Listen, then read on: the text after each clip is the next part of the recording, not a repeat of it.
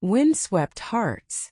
Kara shifted slightly on the worn-out sofa, adjusting herself to find warmth on the cold winter night in the quiet town of Claremont, Maine. She'd lived in this small town for years, but it was always a bit lonelier when the temperatures dropped. Across from her, Audrey, her girlfriend of 3 years, rolled over in bed, mumbling. "Hey, can you move your leg?" Audrey asked groggily, her voice muffled by the pillows. "What? Why?" Kara replied, half asleep. "Move your leg so I can tuck my feet between yours. It's like a warm little cocoon, you know? Your legs are the blanket and my feet are snuggling in between," Audrey explained, shifting closer. Kara sighed, but a smile tugged at the corners of her mouth. "You're lucky my legs are willing to be your human heater." Audrey chuckled softly. "You should be grateful my cold feet want to be near you at all. It's a privilege, really." Kara rolled her eyes but gently adjusted her position, letting Audrey tuck her feet against her warm legs. The room fell silent again, except for the quiet creaks of the old house settling in the wind outside. "You were out like a light last night," Audrey suddenly remarked, her voice cutting through the darkness. "You didn't even notice when I came to bed." Kara blinked sleepily, trying to remember the evening. "What? I remember some of it." "Kind of. Yeah? Like how you were talking to that new bartender, Joe, all night. I saw you two, heads close together, practically whispering." Kara groaned, rubbing her face. "Audrey, she's new in town. I was being friendly." "That's it." Audrey nudged Kara playfully with her foot. Sure. And you were definitely not looking at her tattoo peeking out from under her sleeve." "I saw you, you know." "Hey, I was just being polite," Kara insisted, but she couldn't help but laugh under her breath. "Right. Polite. I watched you two all evening. And I know something you don't. Joe's into girls," Audrey said with a mischievous grin that Kara could practically hear in the dark. Kara turned to face Audrey, raising an eyebrow. "Wait, what? How do you know that?" Audrey smirked, leaning back against her pillow. "Because she's into me, silly. She told me over drinks last week." Kara's mouth dropped open. "What? Are you two? You're joking, right?" Audrey burst into laughter, her voice echoing softly in the small room. "Relax, Kara. She's just a friend. But it was cute watching you try to chat her up. You didn't even know what you were walking into."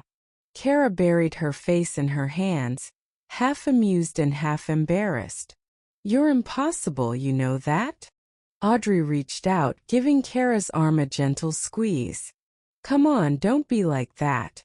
You know I only have eyes for you. And maybe your warm legs right now." Kara chuckled softly, giving in to the playful mood.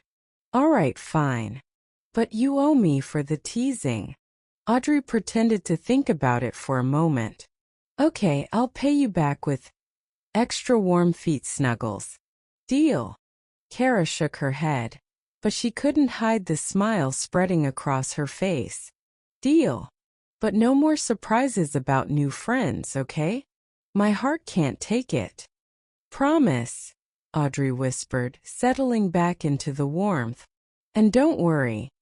If Joe's hiding anywhere, it's definitely not in our cupboard." Kara let out a relieved breath and pulled the blanket tighter around them. In the dim light of their little home, with the wind howling outside, they found comfort in each other's presence. No grand gestures, just the simple, quiet warmth that had kept them together all this time. Kara lay back against the pillows, feeling the weight of Audrey's words settle in. She was still a little rattled by the teasing, but there was an underlying warmth that came from knowing they could joke like this, that their relationship had room for laughter amidst everything else. "So," Kara began, turning her head slightly to catch a glimpse of Audrey's profile in the faint light from the street lamp outside. "You and Joe, huh? Friends, you said. Audrey turned to her, a smile tugging at the corner of her mouth. Yeah, friends. She's cool, really. You'd like her. If you weren't so busy pretending to be jealous. Kara rolled her eyes. I'm not jealous. I just, I didn't realize you were meeting up with her. She's new around here, and I guess I wasn't expecting it. Audrey's expression softened, and she shifted closer, her cold toes brushing against Kara's legs again. Kara, you're my home. Even if Joe's fun to talk to, you're the one I come back to every night. I hope you know that. Kara let out a slow breath she hadn't realized she was holding. Yeah, I know. It's just, you know how this town is. I mean, we're not exactly flooded with people who get us. And sometimes it feels like we're the only two fighting for space to be ourselves. Audrey nodded slowly. It's true. Claremont doesn't make it easy. But I think that's what makes the good moments even better, don't you? Like this right here. Warm feet sandwiches and all. Kara laughed softly, leaning her head back. I guess you have a point there. But hey, next time you're grabbing drinks with new friends, maybe invite me along? I could use some backup when I'm trying to make small talk. Audrey's smile widened. Deal. You can come along and watch me try to teach Joe how to make a decent martini. She's hopeless behind the bar, honestly. Kara shook her head. But the corners of her mouth curved up in a smile. They fell into a comfortable silence, the kind that comes only when two people know each other deeply. When the unspoken things are understood, and the quiet feels like a bridge between them. After a while, Kara shifted slightly, brushing her thumb across the back of Audrey's hand. Do you ever think about leaving here? Trying to make a life somewhere else, where it's not so hard to just be us?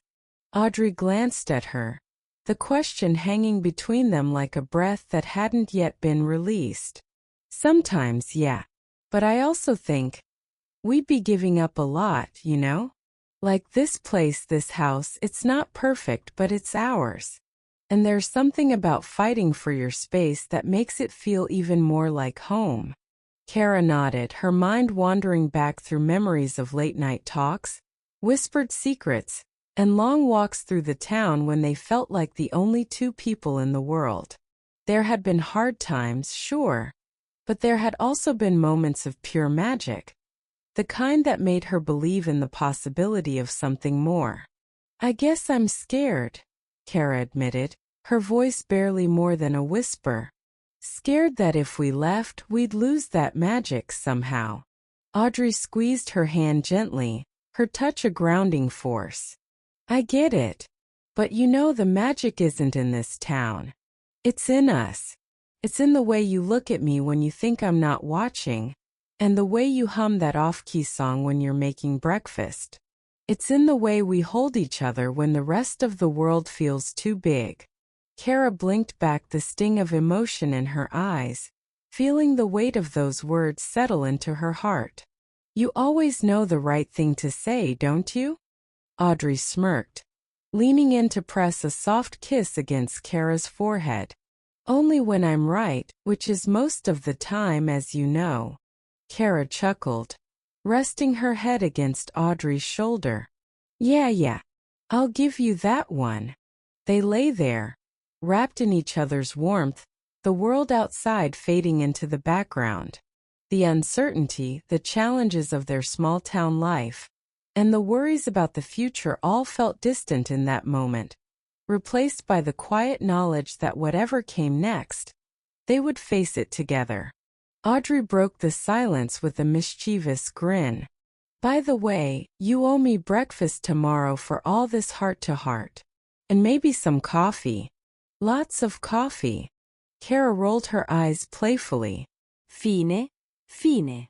As long as I get to make it my way, extra sugar, just how you hate it. Audrey laughed, and the sound filled the room, bright and warm like the first light of morning. Deal. Just make sure you bring it to me in bed, okay? Kara smiled, feeling a sense of peace settle over her. Anything for you.